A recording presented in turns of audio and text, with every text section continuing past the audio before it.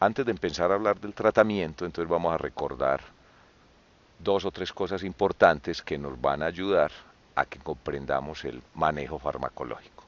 Entonces, repitamos la pregunta con la que hablamos definiendo hipertensión. ¿De qué depende la fuerza con la que el corazón impulsa la sangre? Entonces, un elemento importante, aumento de la frecuencia cardíaca. El corazón se contrae más deprisa y manda la sangre más rápidamente y con más fuerza a las arterias, aumentando la presión. Entonces habíamos dicho fuerza y frecuencia, gasto cardíaco. Y habíamos dicho que el otro componente era la resistencia de los vasos sanguíneos al paso de la sangre, valga la redundancia. ¿Qué vamos a agregar aquí? Vamos a agregar un elemento que también nos sube la presión, que es el exceso de sodio en la sangre. En la dieta no habíamos tocado, no habíamos mencionado nada del sodio, de la sal, porque este es el momento en que lo vamos a mencionar. Entonces, de manera sencilla, en forma elemental, el exceso de sodio en la sangre, ¿qué hace? Provoca retención de líquidos y esta retención de líquidos hace que haya un aumento en el volumen plasmático. ¿Y esto a qué nos lleva? A que haya un aumento de la presión. Entonces, gasto cardíaco, resistencia periférica, aumento del volumen plasmático. Y otro elemento que también no habíamos mencionado es la hipertensión arterial en esencia, o más que en esencia, el concepto de hipertensión arterial esencial es que no conocemos la causa de la misma. Algunos autores hablan de 90, otros de 95% de las hipertensiones no tienen causa conocida.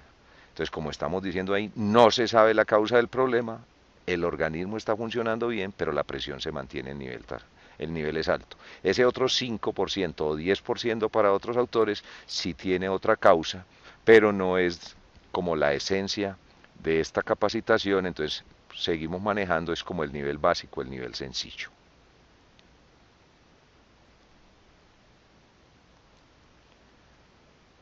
Comencemos entonces a hablar de los medicamentos. Entonces, hay muchos medicamentos, pero de acuerdo con las guías que vamos a manejar y lo que se emplea en Colombia y lo que hacemos a este nivel, un nivel básico, un primer nivel de atención, entonces vamos a comentar lo siguiente. Entonces, diuréticos, y en esencia, las que manejamos son las tiacidas.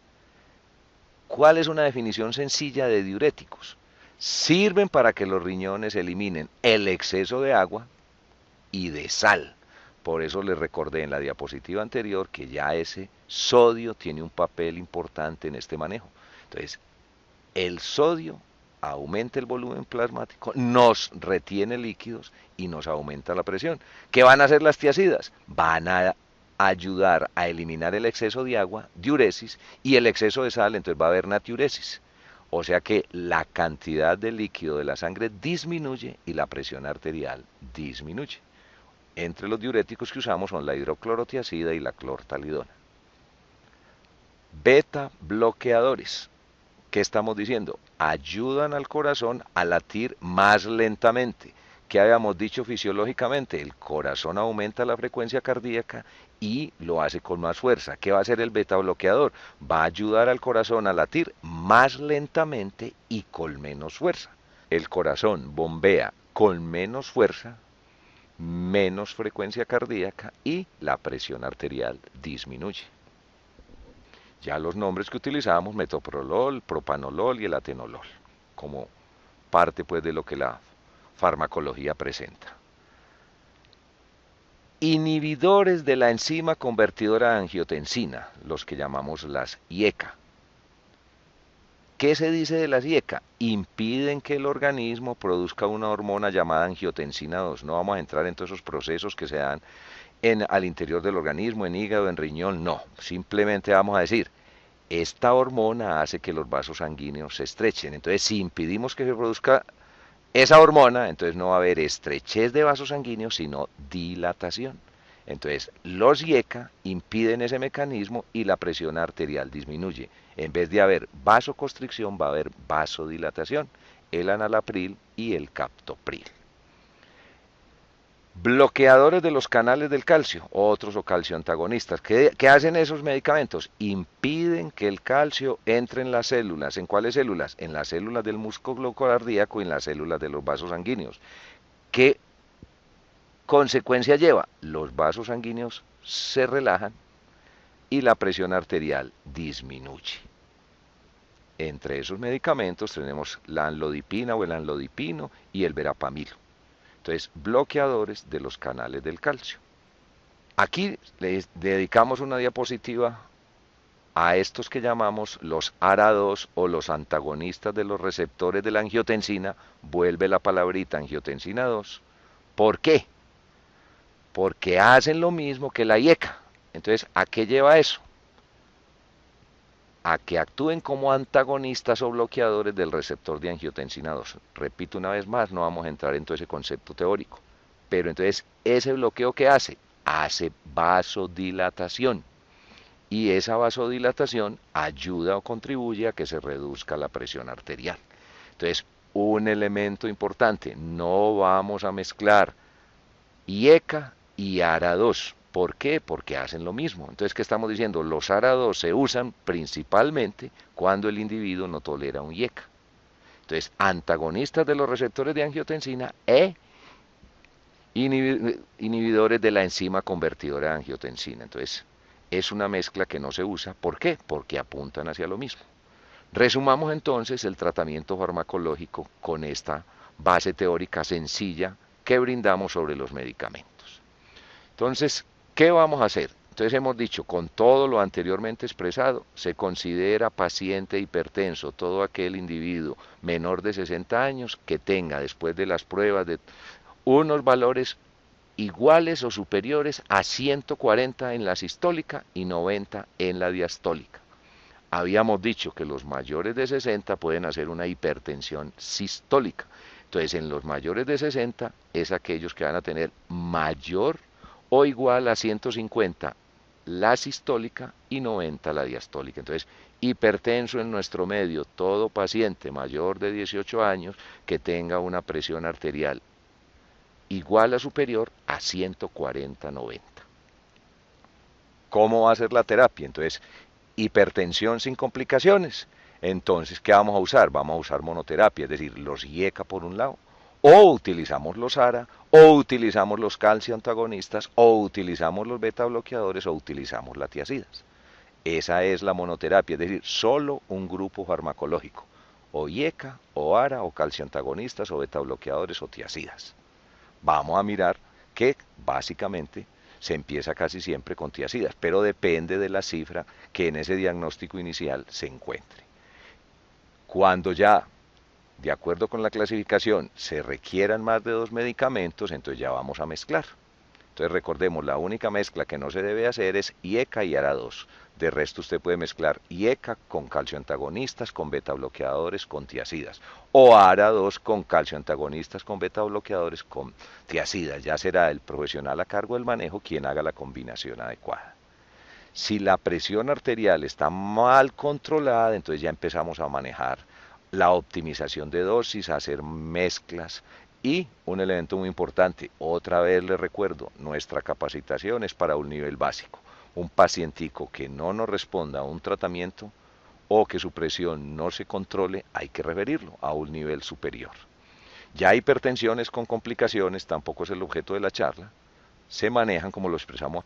Vamos a usar medicamentos según perfil farmacológico. Entonces recordemos que puede haber una emergencia hipertensiva, una urgencia hipertensiva, ya esos son manejos por el especialista. Entonces repetimos, en esencia lo de nuestro es monoterapia o máximo la combinación de 2 medicamentos. Vamos a mirar también ya con el control del paciente que lo ideal es que ojalá fuera una sola dosis a una hora del día determinada, que no tengamos que estar repitiendo medicación porque esto nos contribuye a que se logre la adherencia al medicamento. Pero de la mano del manejo farmacológico está lo que estamos llamando ahí o denominamos el tratamiento no farmacológico.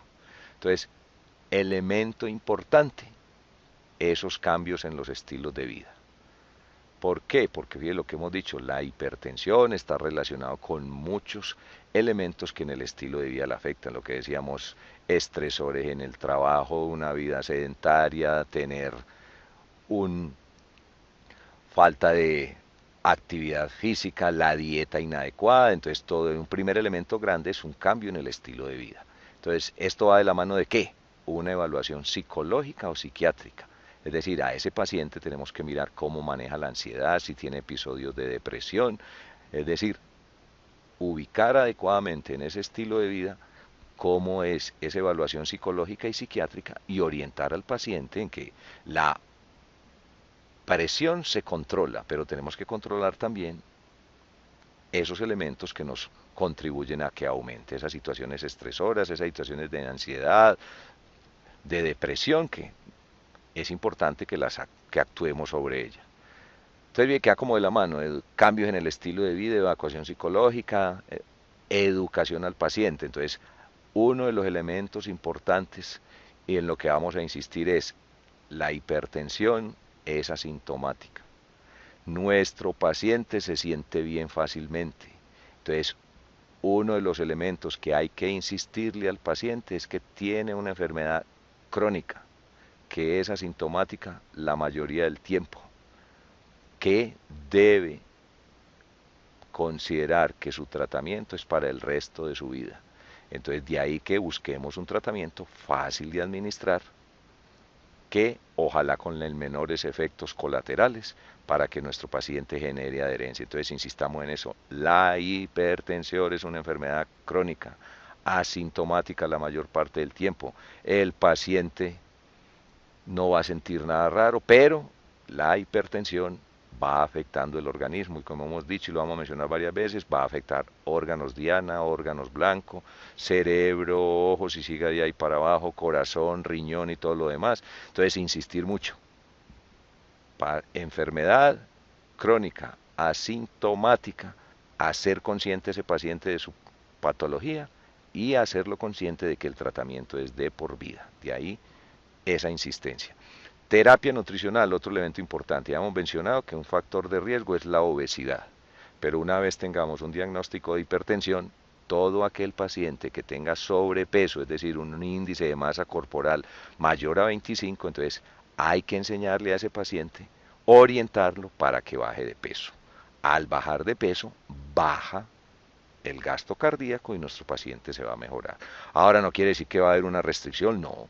Manejo adecuado de carbohidratos, manejo adecuado de sal, una alimentación con unos horarios definidos, evitar esos ayunos prolongados, evitar, como dicen algunos, que nos dé hambre y no comer periódicamente, no comer más y no repartir la ración alimenticia diaria y ver los elementos en esencia contribuyen a eso. Entonces, no es ningún misterio lo de nutrición, conservar peso y evitar los alimentos que contribuyen al aumento de la presión. Entonces, manejo de la sal, manejo de control de peso como elemento importante. Y lo otro es la actividad física.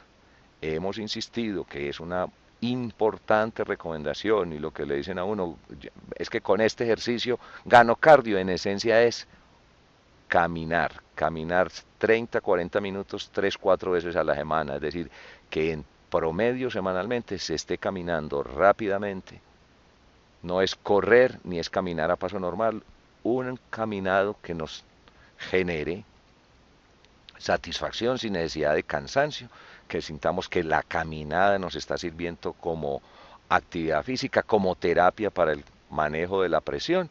Entonces la recomendación grande es 120 minutos de actividad aeróbica. ¿Y qué es esa actividad aeróbica? Básicamente caminar. No caminar lento ni correr, sino un caminado rápido y mínimo durante 30 minutos, 3, 4 veces a la semana. Ese es en esencia el tratamiento no farmacológico. Entonces, terminamos esta otra parte con lo que enunciamos. Dimos las pautas del tratamiento farmacológico y del tratamiento no farmacológico. En la sesión final ya vamos a manejar cómo vamos a controlar el paciente para que tenga una vida normal y nos genere adherencia al tratamiento.